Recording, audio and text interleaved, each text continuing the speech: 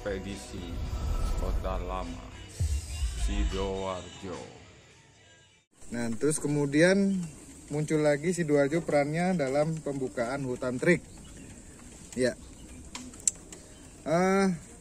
Lalu bila demikian maka tinggalan kepurbakalaan yang ada di Sidoarjo pada masa itu sementara ini bisa kita kunci merupakan tinggalan dari Terung. peradaban ya, wilayah kekuasaan dari Aku Terung ya. Sejak dari masa Singosari hingga masa Majapahit awal. Oke. Nah, kemudian dalam di Surabaya sendiri apakah Aku Terung itu wilayah kekuasaannya sampai Surabaya? Kalau itu saya belum dapat data.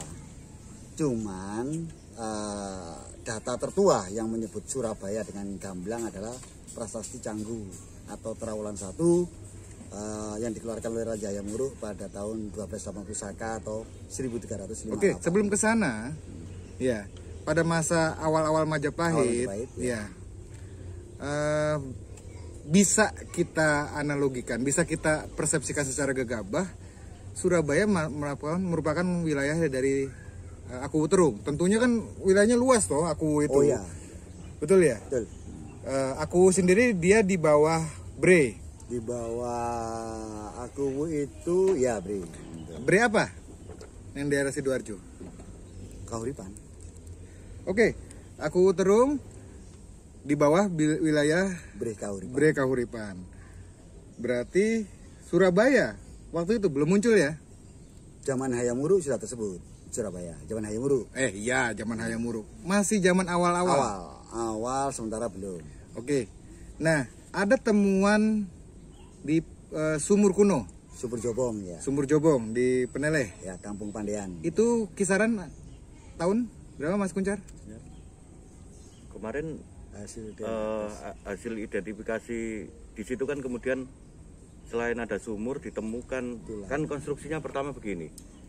Waktu itu ketika ada penggalian saluran air, Bokalvet ya, ditemukan tumpukan bata kuno. Ya, bata kuno yang kemudian di. Oke, maksudnya dari dating itu ada dating. Dia abad berapa? Dating tulang. Tulang ya. Abad berapa? Antara tahun 1400 sampai 1600. 1400 abad 15 ya berarti ya. Oke, berarti secara gegabah ya, walaupun pemukiman itu nggak mungkin ujuk-ujuk ada begitu ya. Tapi sudah ada sebelumnya.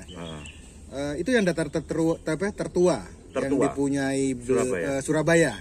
Kaitannya dengan masa klasik. Sementara abad ke-15. Oke. Di abad ke-14 berarti belum ada. Sementara ini. Sementara belum ada. Temuan bukti arkeologisnya ya. Iya. Joko Dolok sendiri pindahan. Oke. Di makam-makam kuno juga tidak ada angka tahun ya.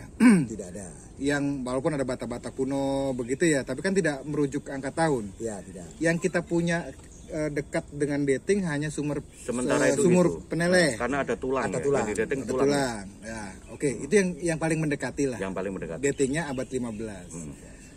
Dengan demikian bisa nggak secara gegabah kita bilang bahwa peradaban Surabaya dulu ikut dalam wilayah Terung sementara ini? Bisa iya, bisa tidak. Ada nggak kira-kira batasannya Aku Terung itu sampai mana? Ya, ini yang saya nggak percaya, maksudnya itu cuma kecil aja gitu, mungkin meluas. Ya, memang tidak pernah disebutkan dalam sumber literasi dengan jelas batas wilayah Terung ya. Oke. Cuman kalau merujuk pada Kudadu itu tadi. Kudadu sendiri masih diperdebatkan lokasinya. Kudadu didebatkan, tapi di situ disebutkan dia masuk wilayah Iklemi. Iklemi itu semacam mungkin walaupun tidak disebutkan secara gamblang, tapi itu Kudadu ini masuk di wilayah Klemi, ada kata-kata Klemi gitu ya. Apa itu? Klemi itu sebuah, katanya Mas Novi, Kediri itu suatu wilayah yang lebih di atasnya gitu loh, kira-kira secara struktural seperti itu. Nah, itu memang ada kata-kata Iklemi. Oke, kita berpijak dulu pada data yang ada. Ya, data tentu berkaitan dengan interpretasi. Yes. Ya, ditemukan data baru, interpretasi akan berubah. Betul. Betul ya? Betul. Sementara ini harus diakui ya bahwa data tertua masa Hindu-Buddha atau masa klasik Surabaya abad 15. 15. Abad 15. Hasil dating dari tulang. Ya. Ya. Itu ya.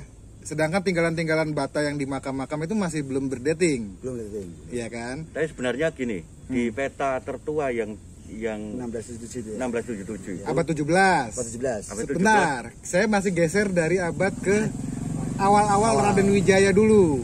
Ya. Abad 13 tadi. bukan, maksud saya begini, di situ juga digambarkan tentang bangunan pra Mataram. Mataram. Jadi di daerah Kebetulan. ya sekitar Penile, sekitar ya 1 kilo dari Penile, tapi juga tetap di pinggirnya sungai Surabaya itu ada denah yang menggambarkan bangunan bekas Pramataram. Ya, bangunan yang diduga Pramataram dalam kurung Majapahit. Oke, ada dating? Belum. Belum, karena Hanya peta. peta karena kondisinya karena Surabaya itu kan layernya tumpuk menumpuk gitu.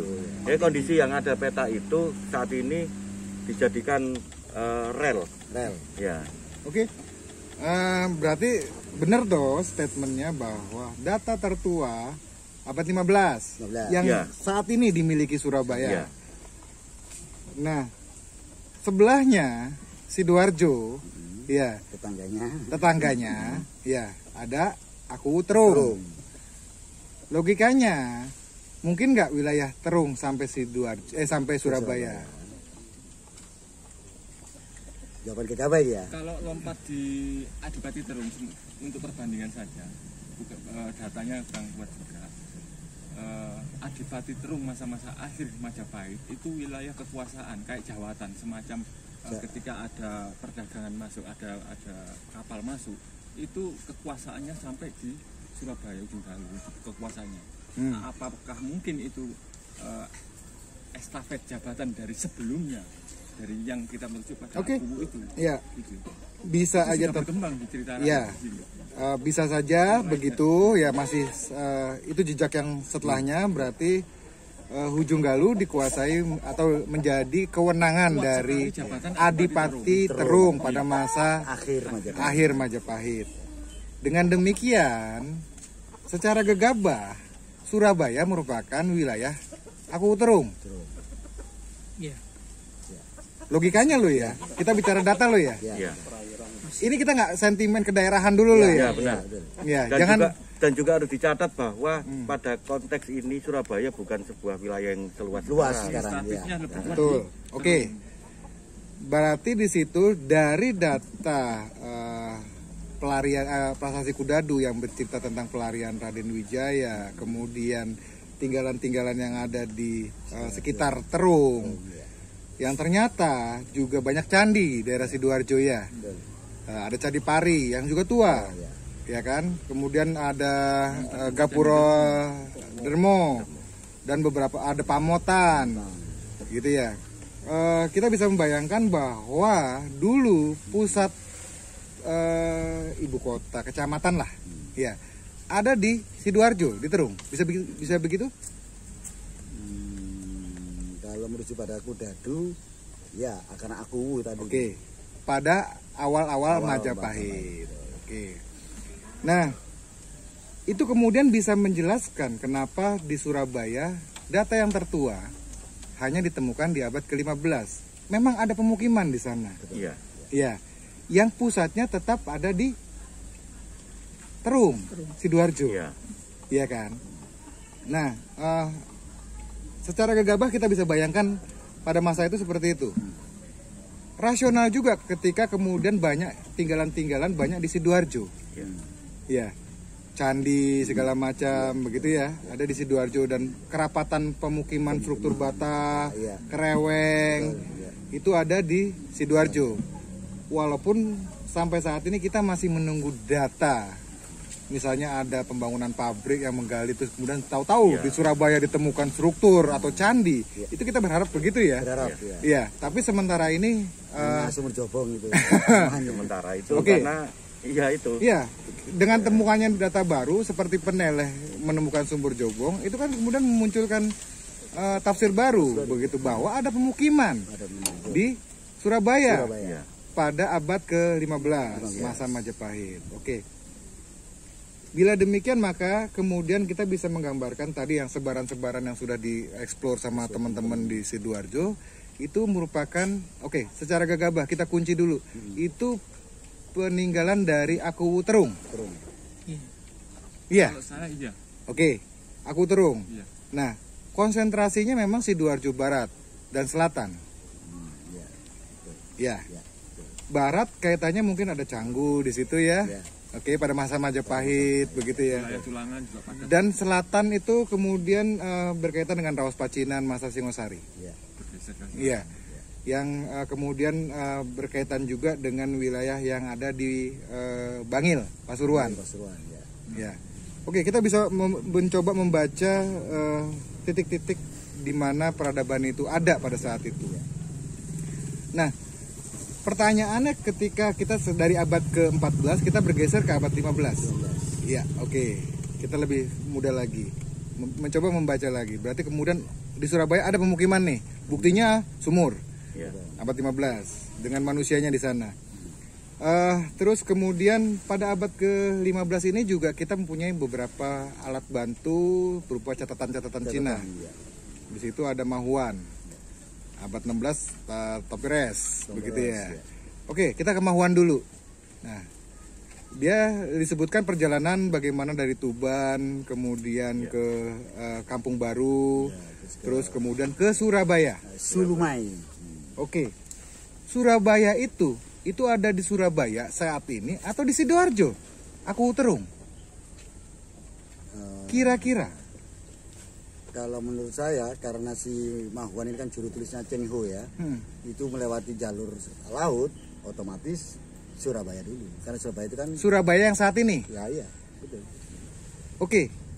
Pelabuhan lama ada di Rawas Pacinan. Iya. Bangil. Mm. Kita bergerak dari abad ke-14 ya, ke-15. Iya. Di sana kan pusatnya di sana. Contohnya ada tadi Pari. Ada beberapa tinggalan-tinggalan di sana. Yang dijadikannya itu Hujung Galuh itu sebenarnya Surabaya, Sungai Surabaya atau Sungai Porong. Itu yang butuh kajian. Karena kaitannya peradaban. Peradaban.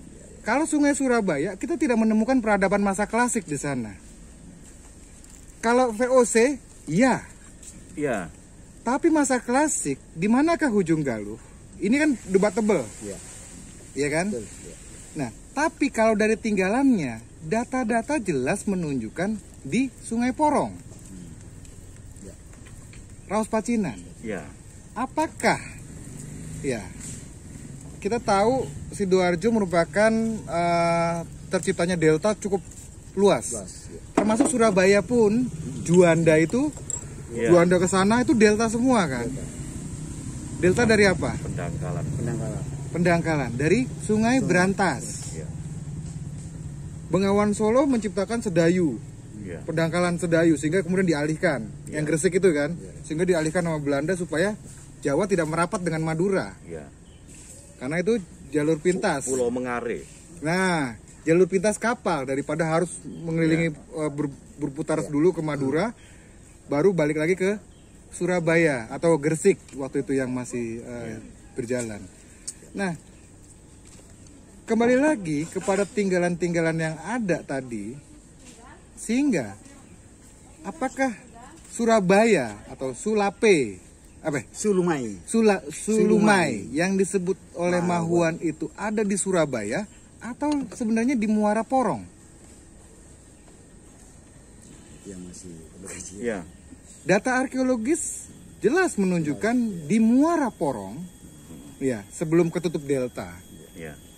Tinggalan-tinggalan purbakalanya sana banyak sekali. Contohnya Pari. Bagaimana kemudian dari Pari disamakan dengan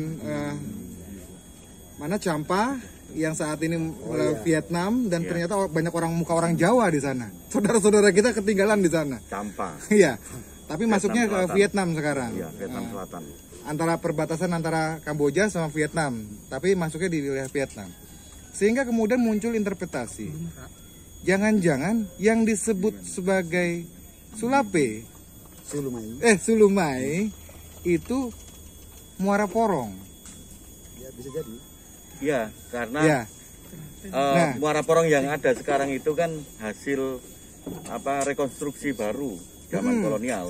Betul. Yang lama itu kan berada di utaranya Bangil kan. Yes, betul Utaranya sekali. Bangil. Termasuk Betul juga sekali. Surabaya, kita selalu terjebak bahwa muara Oke. Sungai Surabaya itu di Perak. Merah. Padahal sebenarnya Aliran sungainya ada di yang lokasinya sekarang menjadi Moro Kerembangan. ya Moro Kerembangan. Baik. Baik. Yang kita butuhkan kemudian kita kawinkan. Oke, ini abad 15 ya. Ya. Ketika terus Tompires. Kompres. Tidak secara detail dia menyebutkan apa Surabaya. namanya? Ya, bukan perjalanannya. Oh, perjalanannya. Ya. Perjalanannya tidak sehingga untuk toponim agak miss ya. Tapi dia menggambarkan secara global sih. Nanti saya lagi melihat lagi kritik sumber terhadap catatannya Tompires. Oke. Tapi dari Mahuan sendiri bahwa kelihatannya yang terkait dengan Hujung Galuh ya, perdebatan antara di Kali Surabaya, Sungai Surabaya dengan Sungai Porong, Ya. secara lebih dekat tinggalannya berada di Porong. Ya. Oke. Terus kita bergeser lagi ke peta Belanda. Mulai muncul abad ke-17 ya. 17. Nah, ada gaps 16, nanti kita lihat lagi catatannya Tompires. Sebenarnya di situ penghubungnya tiap abad. Nah, di abad ke-17 mulai muncul adanya kampung lama di peta Belanda. Sebelum Belanda kemudian membangun ya Ya. kota Surabaya. Ya. Tapi bisa nggak gegabah bahwa Surabaya yang dibangun oleh Belanda itu sebenarnya menyaingi, menutup monopoli yang terjadi pada masyarakat lokal, kerajaan-kerajaan lokal yang ada di Porong ini, Ya. dibangun untuk membangun monopoli baru. Seperti terjadi yang di Gresik. Iya. Kemudian dia seakan-akan antara Gresik dengan Porong. Surabaya dicegat di tengahnya. Ya. Muncullah Surabaya saat ini. Ya. Ya, dia kemudian membuat terusan Kalimaas. Ya. Betul. Ya. Kalau dilihat ketinggian Kalimaas itu sendiri, kalau berantas kan berbelok ya ke Yes. Porong. Itu kalau tidak ada bendungan, Kalimaas itu surut loh. Jalan ke sini karena dia lebih tinggi loh. Kalimasnya ya. Iya, posisinya. Sehingga dibendung. Kenapa ada Rolak Songo ya? Iya. Rolak Songo, dia menaikkan air supaya bisa mengalir ke Kali Surabaya. Bila tidak ada bendungan, air berantas turun terus ke sana, Larinya ke Porong. mati. Padahal Kalimaas ini dibutuhkan Belanda untuk sebagai akses ke Tanjung Perak, menghidupi terusan itu. Iya. Sehingga kemudian dibangunlah Rolak Songo. Ketinggiannya berantas itu lebih rendah dibandingkan ketinggian Iya. Iya. Kalimas. Loh, tapi Rolak Songo sendiri dibangun tahun berapa? Belanda, Tahun kisaran nggak tahu. Kita cari lagi datanya. Kenapa bendungan Rolak Songo itu dibangun di situ? Kalau Pas pertigaan. enggak, kalau saya sih melihat konstruksinya, jika kita melihat itu tidak lebih dari sekedar mengelola tata kelola air saja. Oke, pertanyaannya, kenapa bendungan Rolak Songo dibangun di situ? Ya karena tata kelola air. Kalau kita melihat di posisi Google Map, kita bisa melihat bahwa Gini, di ya. Rolak Songo itu kan kemudian jadi lari kemana-mana gitu. Oke, logikanya Sungai Berantas kalau lebih rendah, sedangkan dia harus ini lebih tinggi, perlu nggak dibendung? Perlu karena Biar naik airnya, ya ya.